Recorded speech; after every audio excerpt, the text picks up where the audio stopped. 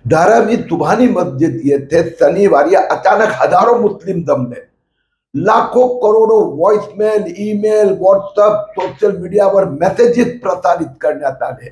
सुबह 9 बजे ज़्यादा से ज़्यादा हम लोग आएंगे मस्जिद को सपोर्ट के इसमें। मस्जिद ने हमारा जान है, जरूर आएगी। सुबह जो हमसे होगा हम जरूर करेगी मस्जिद के लिए, पण मस्जिद को तोड़ने नहीं देगी। आणि हे सगळं सोशल मीडिया कॅम्पेन ज्या एनजीओनी चालवलं त्याचं फंडिंग हे पाकिस्तानचा ISI संस्थांनी केलं आहे।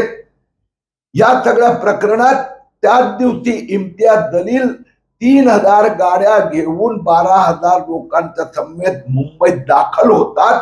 हे सगळे कट कारस्थान आहे। याच्या मागे राहुल गांधी काँग्रेसचा हात, याचा मागे पाकिस्तानचे ISI संस्थेचा हात आहे। याची चौकशी करण्याचं आश्वासन उपमुख्यमंत्री देवेंद्र फडणवीस यांनी मला दिलं आहे।